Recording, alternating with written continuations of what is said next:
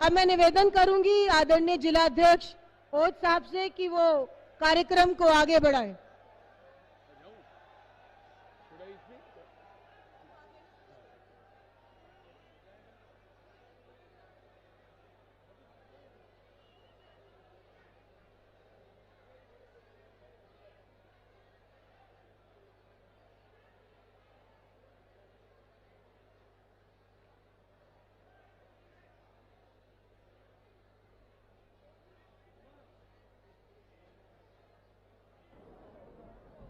साथियों, भारत जोड़ो यात्रा के प्रणेता जिन्होंने भारत में 4000 किलोमीटर की यात्रा पूरी की और दौसा से जो यात्रा निकली वो राहुल गांधी जी के दिल में आज भी बसती है। तो मैं पुनः भारत जोड़ो यात्रा के बाद दौसा आगमन पर जिला कांग्रेस कमेटी की ओर से आपका बहुत बहुत आभार व्यक्त करता हूं। साथियों, माननीय राहुल गांधी जी ने जिस प्रकार से यात्रा का आगे पूरे देश में किया, कश्मीर से और कन्याकुमारी तक, और आप लोगों ने दौसा की धरती पर जिस प्रकार से उनका स्वागत और सम्मान किया, वो बहुत बहुत अभिभूत करने वाला है। अब मैं ये चाहूंगा कि जबरदस्त तालियों की गड़गड़ाहट के साथ माननीय राहुल गांधी जी का हम स्वागत करें। बहुत से जोर से तालियों के साथ राहुल गांधी जी को स्वागत करें। बंधुओं, वेलकम ले गए मेरे से।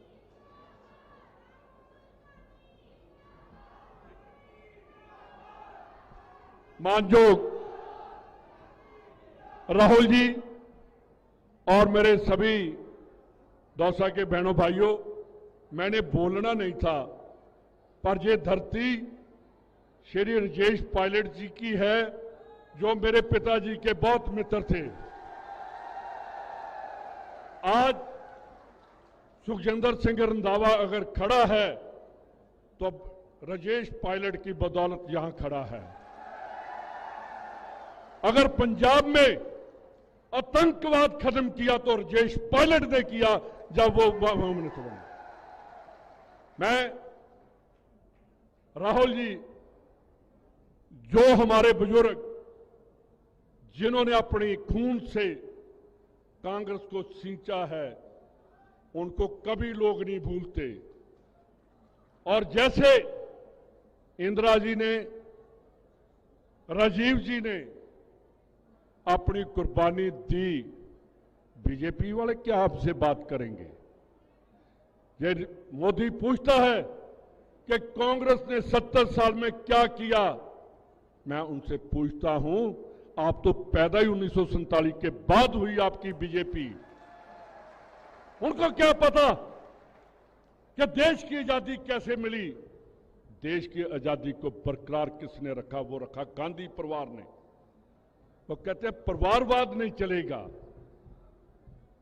इस परिवार ने प्राइम मिनिस्टर 2% के जो हैं हिंदुस्तान में सिख, वो डॉक्टर मनमोहन सिंह को बनाया। इन्होंने अपने घर नीचे प्राइम मिनिस्टरशिप रखी। मैं कहता हूं मोदी जी, प्राइम मिनिस्टर साहब, आप कहते हो मेरी 56 इंच की छाती है, हमें तो लाल बहादुर शास्त्री 5 फुट वाला चाहिए जिसने पाकिस्तान के चने नाको चने चबा दिए थे। हमें इंदिरा गांधी चाहिए जिसने पाकिस्तान के 2 टुकड़े कर दिए, उसके बाद पाकिस्तान खड़ा नहीं हो सका। क्या 15 लाख आएंगे? ये जुमलेबाजों का देश है। हमें चाहिए सरदार पटेल जिसने हिंदुस्तान को इकट्ठा कर दिया। आज जिस चेयर पर अमित शाह जी बैठे हैं, वहां कभी सरदार पटेल बैठता था जिसने देश की अखंडता के लिए काम किया। हम देश को बखेड़ने की बात करते हैं। राहुल जी, मेरे को बहुत दुख लगा, मैंने बोलना नहीं था। तिजारा में एक कोई संदीप दामिया है, उसने कहा गुरुद्वारा नसूर बन गए हैं। मैं उसको कहना चाहता हूं, साथ ही मोदी जी ने कहा, प्राइम मिनिस्टर ने, कि जब बटन दबाओ तो फांसी का फंदा लगना चाहिए। मोदी जी, आपको क्या पता फांसी क्या होती है? फांसी का पता है पंजाबियों को जिन्होंने 80% फांसी के फंदे लेकर देश को आजाद किया, मोदी इन बीजेपी वालों ने नहीं किया। मैं दोबारा अपने बुजुर्ग राजेश पायलट जी जो राजीव जी के बहुत ही परम मित्र थे और मेरे पिताजी के भी दोनों परम मित्र थे,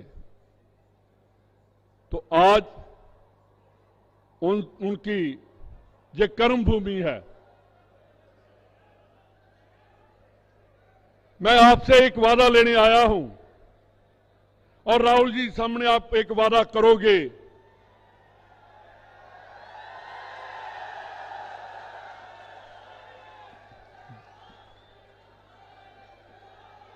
जो कांग्रेस का सच्चा सिपाही है, जो पायलट साहब के साथ था और है, वो कांग्रेस को वोट डालेगा। बहुत बहुत धन्यवाद। जय हिंद।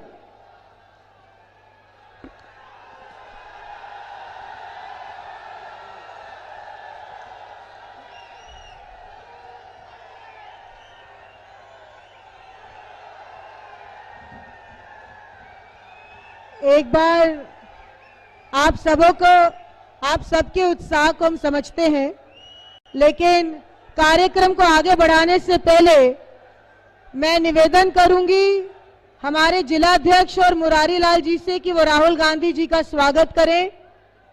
मुरारी लाल मीना जी जो दौसा विधानसभा से हमारे उम्मीदवार हैं, और जिलाध्यक्ष रामजी लाल ओट जी से।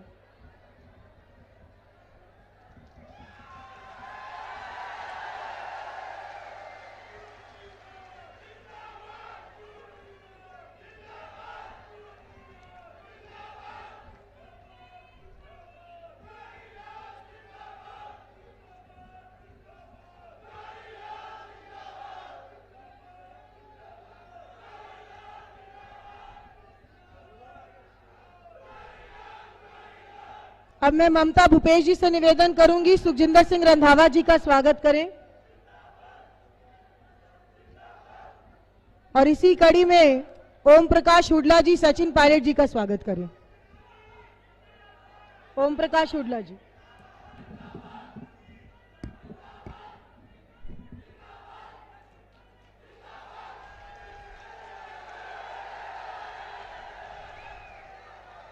हमारे बीच में गजराज खटाना जी मौजूद हैं, उनका भी बहुत बहुत स्वागत है। बांदीकुई से हमारे उम्मीदवार है। एक बार नारों के साथ, कांग्रेस पार्टी, राहुल गांधी, राहुल गांधी, काम किया दिल से, अरे काम किया दिल से, काम किया दिल से। अब मैं आप सभी के चहेते आदरणीय सचिन पायलट जी से निवेदन करती हूं कि वो मंच पर आएं और सभा को संबोधित करें।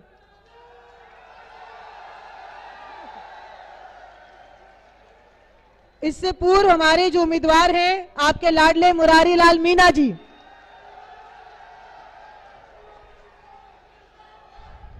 Congress party, Congress party, Rahul Gandhi, Rahul Gandhi, Sachin Pilot, Sachin Pilot. इस चुनावी सभा में मंचासीन हमारे महबूब नेता, हमारे युवाओं के देश की धड़कन राहुल गांधी जी और हमारे दौसा के बहुत ही लोकप्रिय, जो कण कण में बसते हैं, सम्मानीय युवा नेता सचिन पायलट जी हमारे यहां पधारे हुए, हमारे प्रदेश के प्रभारी सम्मानीय रंधावा जी, सिगरा से प्रत्याशी ममता जी, बांदीकुई से प्रत्याशी कठाना जी, महुआ से प्रत्याशी हुडला जी और लोकसभा प्रत्याशी सविता जी, सभी हमारे मंचासी नेतागणों, सभी पत्रकार बंधुओं और इस जनसभा में पधारे हुए मेरे बुजुर्गों, युवा साथियों, माताओं, बहनों, सबसे पहले आप सब की तरफ से राहुल जी का इस दौसा की धरा पर बहुत बहुत स्वागत है। आप दौसा पधारे। सम्मानीय सचिन पायलट जी, सम्मानीय सचिन पायलट जी, जिनके ये कर्म भूमि है, जो कि ये प्रत्येक व्यक्ति के दिल में बसते हैं, उनका भी दौसा की धरा पे स्वागत है। साथियों, आप सबको पता है, सम्मानीय राहुल जी, जब आपकी भारत जोड़ो यात्रा निकली थी तो मैं समझता हूं कि कन्याकुमारी से लेकर कश्मीर तक सबसे ज्यादा यदि जोश था उस यात्रा का तो हमारे दौसा में था। हमारी ऐतिहासिक वो यात्रा थी। और ये सामने माता बहनें बैठी हैं और ये जो पीली लुगड़ी है, ये उस टाइम भारत का कोड वर्ड बन गया था, कोड। और पीली लुगड़ी में दौसा। सम्मानीय राहुल गांधी जी, ये पायलट साहब की कर्मभूमि है। स्वयं ये राजेश पायलट जी ने इसको अपने खून पसीने से सींचा था। यहाँ का कण कण में, यहाँ के कण कण में उनकी रस बसती है। स्वर्गीय पायलट साहब के बाद में सचिन जी पायलट का क्षेत्र रहा है। उसके बाद में यहाँ नवल किशोर जी का भी क्षेत्र रहा है। यहाँ पर हमेशा कांग्रेस की भूमि रही है। यहाँ के लोग कांग्रेस विचारधारा के हैं। आज आपके आने के बाद में मुझे पूरा विश्वास है कि यहाँ के युवा साथी जिनकी आप देश में चिंता करते हो, यहाँ के आदिवासी जिनकी आप देश में चिंता करते हो, दलित समाज जिसकी आप देश में चिंता करते हो, वो सब के सब मिलकर के कांग्रेस की विचारधारा पे, आपकी विचारधारा पे निश्चित आने वाली 25 तारीख को जबरदस्त कांग्रेस के पक्ष में वोटिंग करेंगे। सम्मानीय राहुल जी, यहाँ पिछली साल भी मेरे को प्रत्याशी बनाया गया था और यहाँ की जनता ने मुझे पायलट साहब की मेहरबानी से 51,000 से विजयी बनाया था। मुझे पूरा विश्वास है कि इस बार मेरी जनता, मेरे युवा साथी, मेरे बुजुर्ग, यहाँ के क्षेत्र के वासी पिछले रिकॉर्ड को भी तोड़ोगे ना साथियों। पुनः आप सब यहाँ पधारे। मेरी ओर से दौसा की धरा पर आप सबका बहुत बहुत स्वागत। धन्यवाद। राम राम साहब। इसी कड़ी में आगे बढ़ते हुए मैं निवेदन करूंगी आदरणीय सचिन पायलट जी से कि वो आए और सभा को संबोधित करें। सचिन पायलट जी।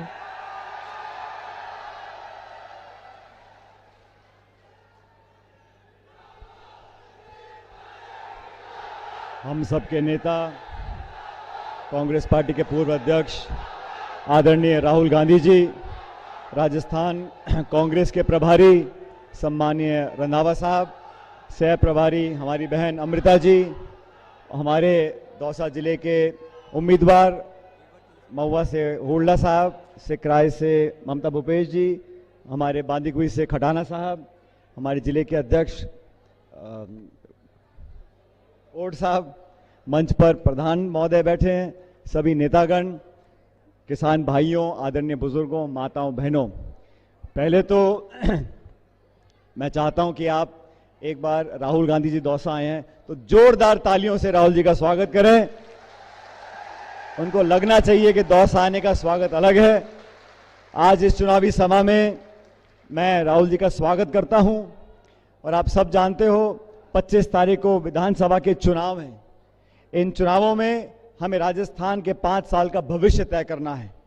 साथियों, आपको तय करना है 2 दल, एक भाजपा और एक कांग्रेस। 3 मापदंड होने चाहिए: नीति, नियत और नेतृत्व।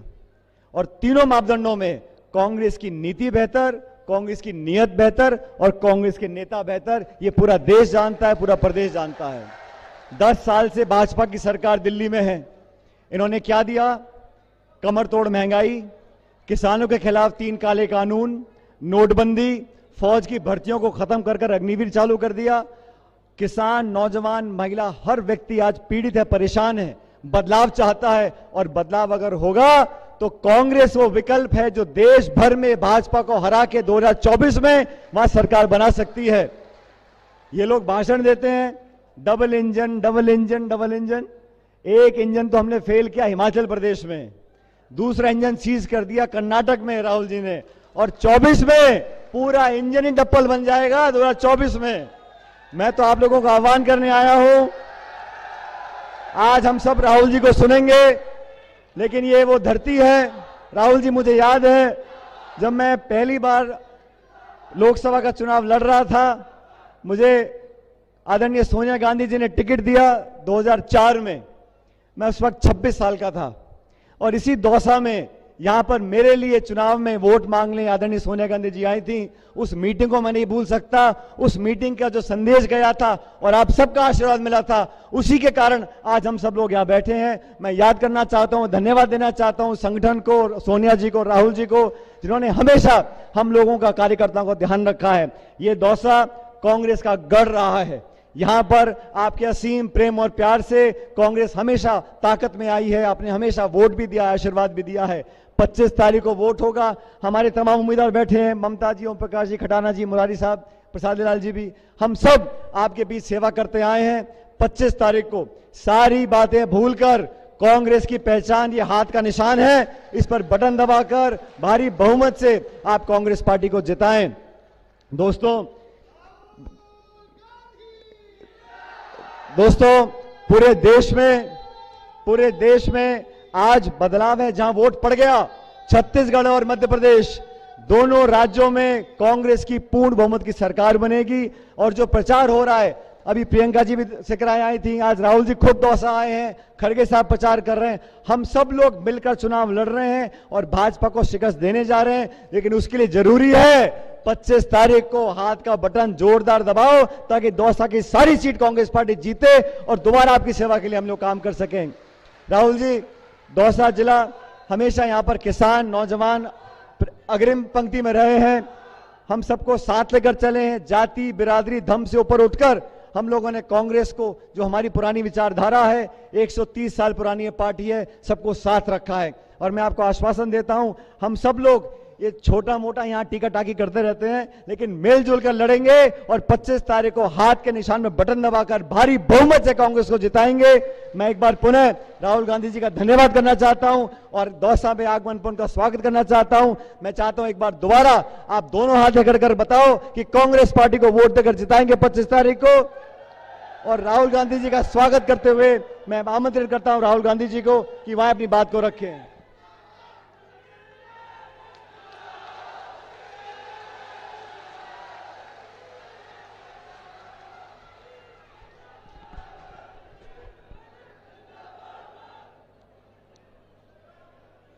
नमस्कार। रंधावा जी, सचिन पायलट जी, मुरारी लाल मीना जी, ममता भूपेश जी, गजराज खजाना जी, ओम प्रकाश हुडला जी, प्रसादी लाल मीना जी, लक्ष्मण मीना जी, स्टेज पे कांग्रेस पार्टी के वरिष्ठ नेता, पार्टी के प्यारे कार्यकर्ता, भाइयों और बहनों, प्रेस के हमारे मित्रों, आप सबका यहां बहुत बहुत स्वागत, नमस्कार। मूड कैसा है आपका? ठीक है। पिछली मीटिंग में स्टेज से किसी ने भारत माता की जय का नारा दिया। सब कहते हैं, सुना होगा, आपने सुना है, भारत माता की ये नारा है। ये भारत माता क्या है जिसकी जय हो रही है? ये है क्या? नहीं, सवाल पूछ रहा हूं। सब लोग इसकी जय करते हैं, ये है क्या? हाँ, ये भारत की जनता है, भारत की जनता है ना, जिसकी हम जय करते हैं। आपके माता पिता सब लोग, ये है भारत माता। जो हमारे पहले यहां जिए, आपके दादा, उनके दादा, ये है भारत माता। अब सवाल है जो मैंने पार्लियामेंट में पूछा कि मुझे पता लगाना है कि ये भारत माता में कौन कौन लोग हैं। इसमें ओबीसी कितने? इसमें दलित कितने, इसमें आदिवासी कितने, इसमें जनरल कास्ट के गरीब लोग कितने। हम 24 घंटा राजनीतिक बात करते हैं, भारत माता की जय बोलते हैं, मगर हम ये पता नहीं लगाना चाहते, मोदी जी ये पता नहीं लगाना चाहते कि इस देश में पिछड़े लोग कितने हैं।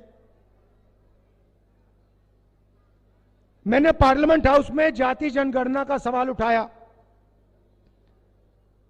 मैंने कहा कि देखिए, अगर हम सचमुच में भारत माता की जय करना चाहते हैं तो हमें सबसे पहले पता लगाना पड़ेगा इस देश में किसकी कितनी आबादी है। सही बात है, गलत है? अगर हमें यही नहीं मालूम कि इस देश में दलित कितने, आदिवासी कितने, पिछड़े लोग कितने,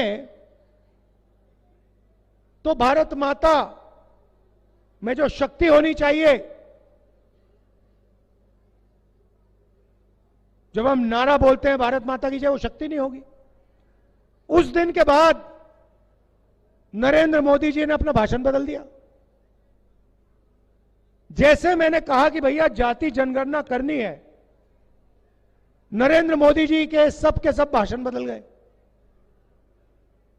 आपको याद होगा, पहले नरेंद्र मोदी जी हर भाषण में कहते थे मैं ओबीसी हूं। याद है? याद है? हर भाषण में मैं ओबीसी, मैं ओबीसी। और जिस दिन मैंने कहा भैया, मैंने कहा नरेंद्र मोदी जी, पार्लियामेंट में कहा नरेंद्र मोदी जी एक काम करिए, आपने पूरी दुनिया को बता दिया आप ओबीसी हो, अब पता लगाते हैं हिंदुस्तान में ओबीसी कितने हैं। उस दिन के बाद नरेंद्र मोदी ने नया भाषण शुरू किया।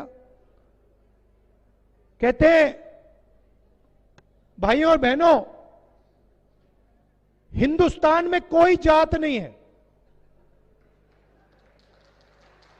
अच्छा, हिंदुस्तान में भाइयों बहनों कोई जात नहीं है, सिर्फ गरीब है। अच्छा, तो पूरे हिंदुस्तान में कोई जात नहीं और आप ओबीसी के?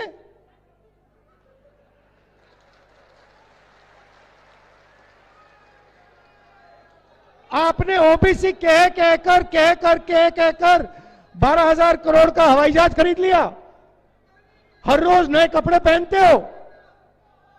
मतलब दिन में आपको दिखेगा 3 बार नरेंद्र मोदी जी कपड़े बदल देते हैं, 12 करोड़ की गाड़ी में घूमते हैं। और जब सैनिक सम्मान पे आऊंगा,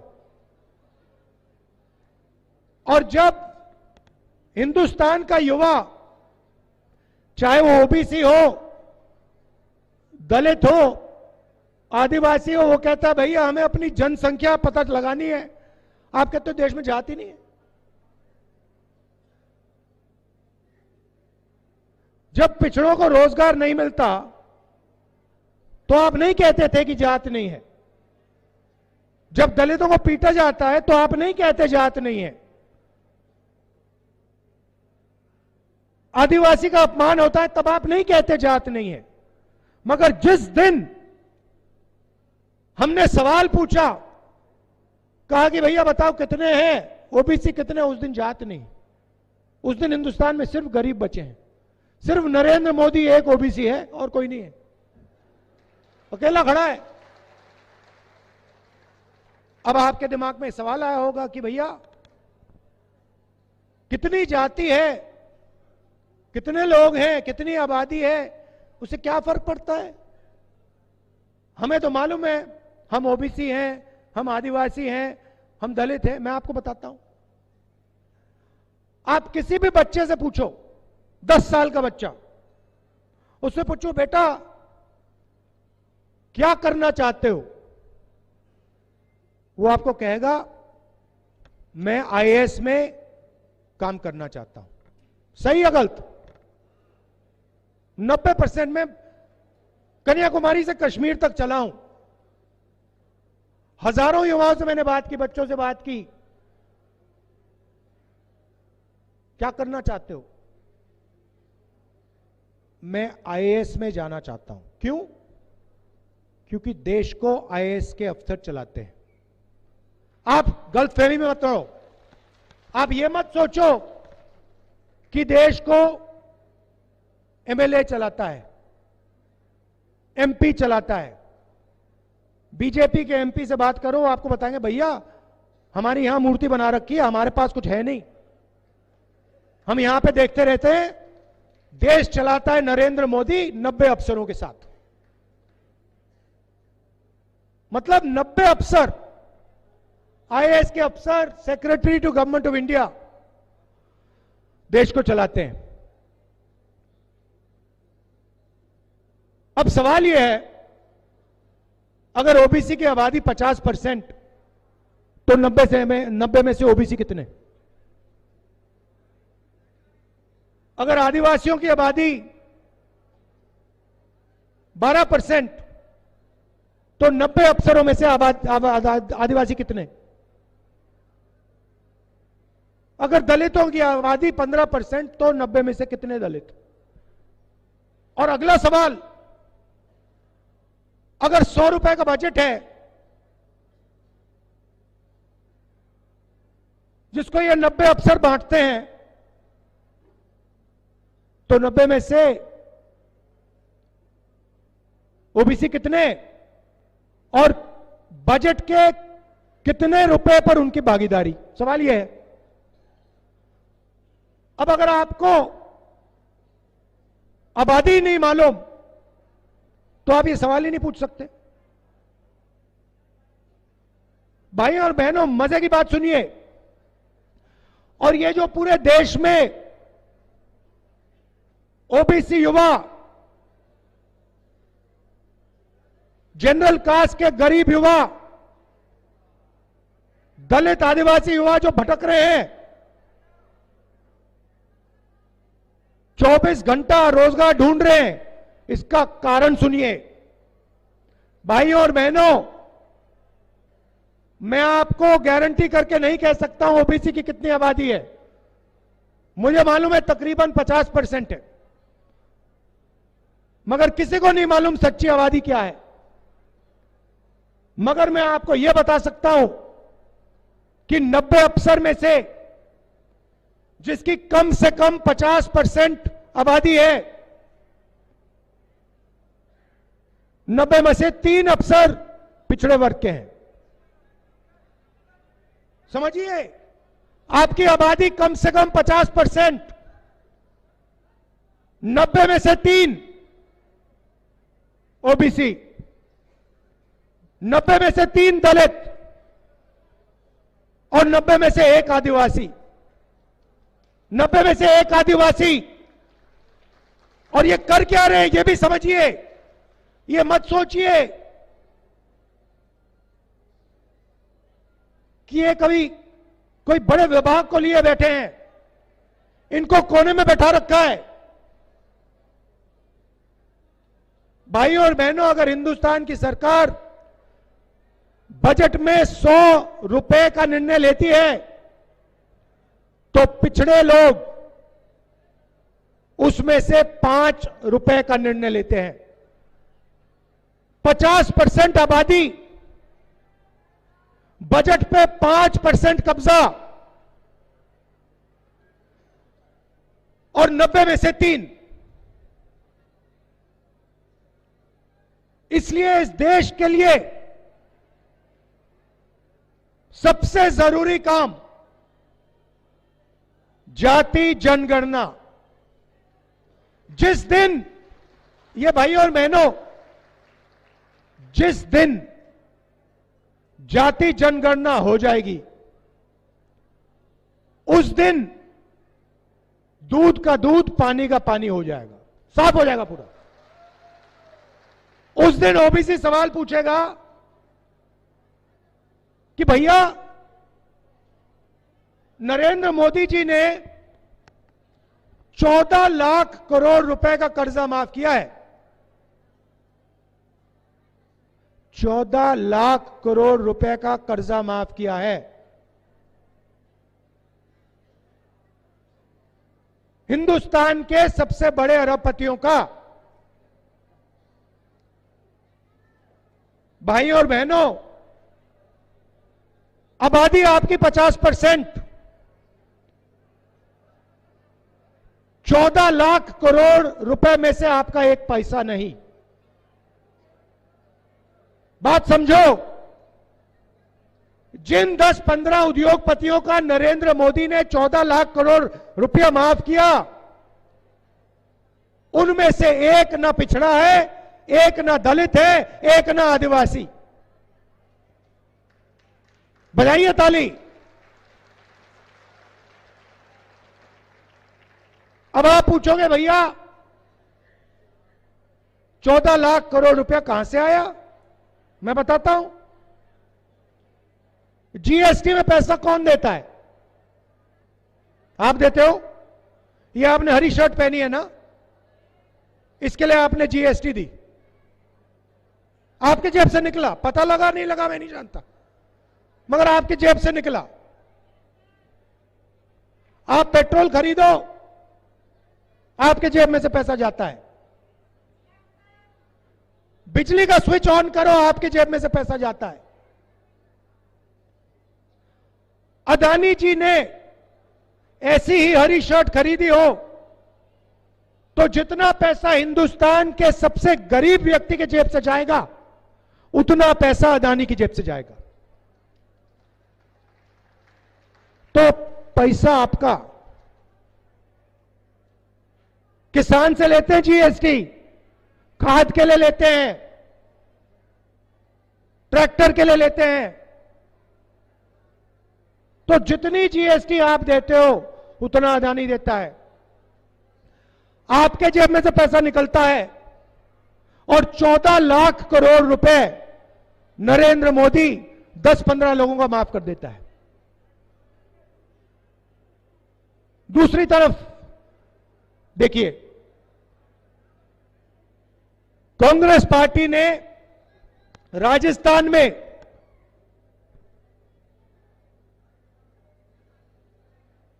स्वास्थ्य के लिए आपसे 1 रुपया नहीं लिया। सही बात, 1 रुपया नहीं लेते हम आपसे। मध्य प्रदेश में जाइए, वहां पे नरेंद्र मोदी की सरकार ने पूरा प्राइवेटाइज कर दिया है। दिल का दौरा पड़ता है, जाइए प्राइवेट अस्पताल में जाइए, लाखों रुपए आपकी जेब से निकलते हैं। कैंसर हो जाता है, इलाज के लिए लाखों रुपए प्राइवेट हाथों में चले जाते हैं। हमने 1 रुपया नहीं लिया। 25 लाख रुपए तक आपको छूट है। मैंने अशोक गहलोत जी से कहा कि भैया ये 25 लाख कम है, इसको ज्यादा करिए।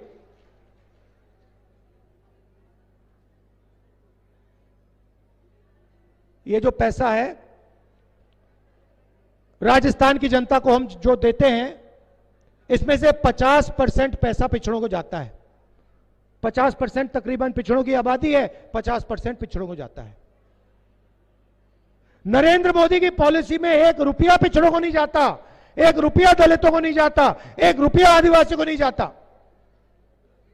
हमारी पॉलिसी चाहे मनरेगा हो, चाहे किसान कर्जा माफी हो, चाहे भोजन का अधिकार हो, जमीन अधिकरण बिल हो, हमारा पैसा 50% ओबीसी कम से कम। और वो कहते हैं कि भैया हम ओबीसी की सरकार चलाते हैं। यहां आदिवासी बैठे हैं, नया शब्द लाए हैं, हम आपको आदिवासी कहते हैं। हम आपको आदिवासी कहते हैं, वो आपको वनवासी कहते हैं। शब्द में बहुत फर्क है। आदिवासी का मतलब वो लोग जो इस जमीन के पहले मालिक हैं। बहुत गहरी बात है। शब्दों के अंदर बहुत चीजें छुपी होती हैं। वो लोग जो इस जमीन के पहले और असली मालिक हैं, मतलब इस जमीन का अधिकार, जंगल का अधिकार, जल का अधिकार आदिवासियों को मिलना चाहिए। जो उनका हक है उनको वापस मिलना चाहिए। यह है आदिवासी शब्द का मतलब अगर आदिवासियों के बच्चे इंजीनियर बनना चाहते हैं, डॉक्टर बनना चाहते हैं, बड़ी से बड़ी कंपनी चलाना चाहते हैं, व्यापार करना चाहते हैं, तो उनकी पूरी मदद होनी चाहिए और उनका हक बनता है। नरेंद्र मोदी जी नया शब्द लाए, वनवासी। वनवासी का मतलब वो लोग जो जंगल में रहते हैं। पता नहीं आपने देखा नहीं देखा, बीजेपी का एक मंत्री है, एक एमएलए है, सॉरी, मध्य प्रदेश में, उसका वीडियो वायरल हुआ। आदिवासी पर वो पेशाब कर रहा है। देखा आपने? देखा है? बीजेपी का नेता आदिवासी युवा पर, जिसको वो वनवासी कहते हैं, उस पर पेशाब कर रहा है और उसका मित्र वीडियो ले रहा है और पूरे देश में उसको वायरल कर रहे हैं। राजस्थान के लोगों ने देखा उसको, गुजरात के लोगों ने देखा उसको। यह है उनकी सोच। आपने कभी किसी बीजेपी नेता को जानवर पर पेशाब करते हुए देखा है? नहीं।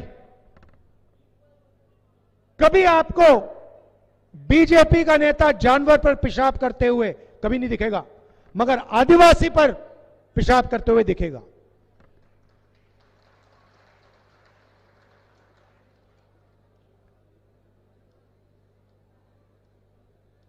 राजस्थान में कांग्रेस पार्टी ने दलित जो हमारा विधायक था उसको टिकट नहीं दिया। हमने कहा कि ऐसे आदमी को हम कांग्रेस पार्टी में टिकट नहीं देने वाले हैं। बीजेपी ने एकदम उसको उठा लिया। उनकी सोच है ये। इसीलिए नरेंद्र मोदी आज कह रहे हैं कि हिंदुस्तान में कोई जात नहीं है, सिर्फ गरीब है। हक देने का समय आया तो कोई जात नहीं है, लड़ाने का समय आया तो एकदम ओबीसी पैदा हो जाता है, दलित पैदा हो जाता है, सब पैदा हो जाते हैं। यह उनकी विचारधारा है। इसलिए मैं कन्याकुमारी से कश्मीर तक चलाऊं, 4000 किलोमीटर चलाऊं।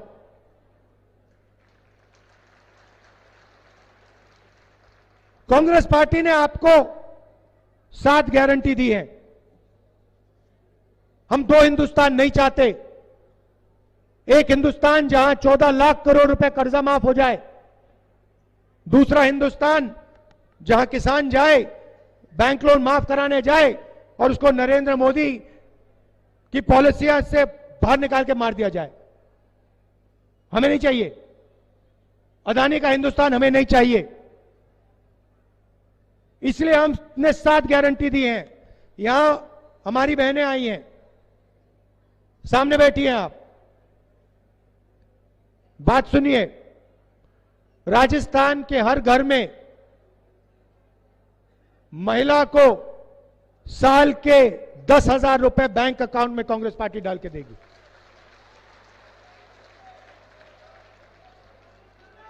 गैस सिलेंडर पहले 400 रुपए का होता था, नरेंद्र मोदी शिकायत करते थे। आज नरेंद्र मोदी ने 1200 का कर दिया है। छत्तीसगढ़ में हमने 500 का करा है, कर्नाटक में हमने 500 का किया है। पता लगाना है, पूछ लीजिए। राजस्थान में चुनाव के एकदम बाद कांग्रेस पार्टी की सरकार बनेगी, 500 रुपए का आपका सिलेंडर हो जाएगा। इंग्लिश स्कूल का हमने पूरे राजस्थान में जाल बिछाया है और फ्री लैपटॉप सरकारी कॉलेज के स्टूडेंट्स को हम फ्री लैपटॉप देते हैं। और शायद सबसे बड़ा काम नरेंद्र मोदी जी ने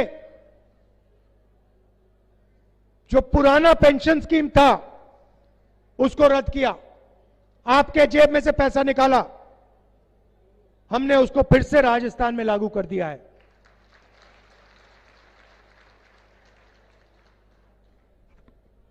लाखों लोगों को इसका फायदा मिला है। भाइयों और बहनों, यहां पे नरेंद्र मोदी जी ने स्वयं आपसे कनाल का वायदा किया था नहीं किया था?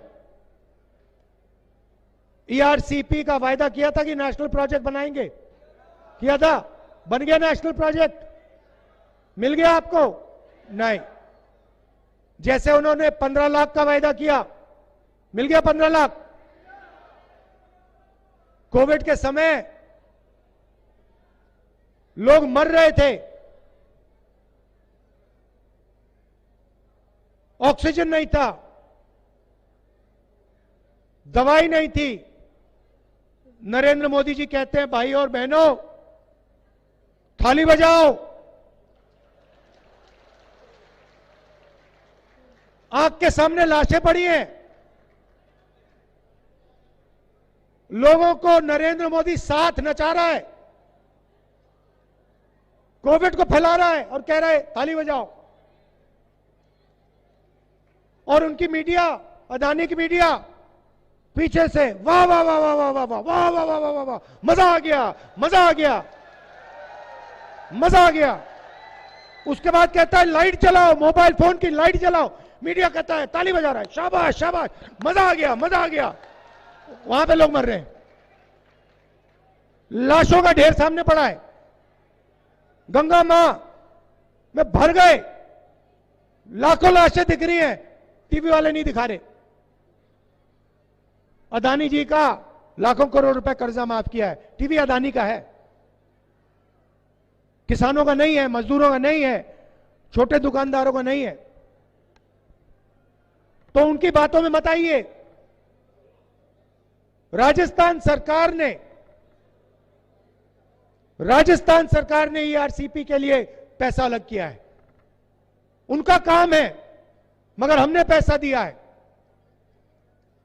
तो याद रखिए,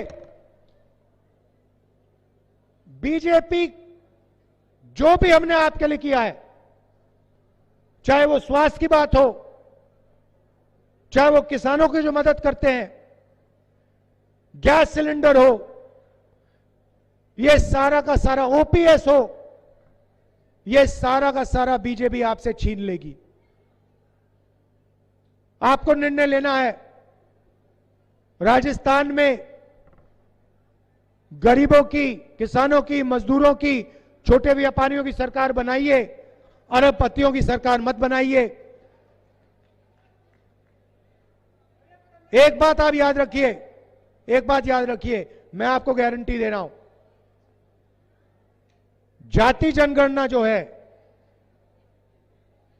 जिससे पिछड़ों को, दलितों को और आदिवासियों को भागीदारी मिलेगी, राजस्थान की यहां सरकार आएगी, पहला काम हमने ऑर्डर दे दिया है, वो शुरू हो जाएगा राजस्थान में।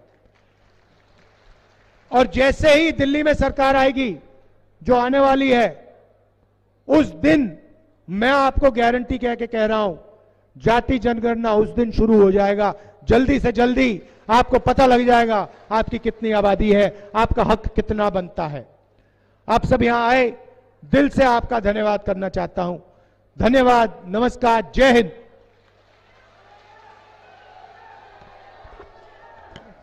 हमारे नेता के लिए मैं कुछ कहना चाहूंगी कि ना थके कभी पैर है, ना हिम्मत कभी हारी है। ना थके कभी पैर है, ना हिम्मत कभी हारी है। जज्बा है परिवर्तन का, इसलिए भारत जोड़ो का सफर जारी है। अब मैं निवेदन करूंगी गजराज खटाना जी से कि धन्यवाद आकर अपना ज्ञापित करें। हमारे सभी उम्मीदवार राहुल जी के साथ एक औपचारिक तस्वीर लेते हुए। राहुल गांधी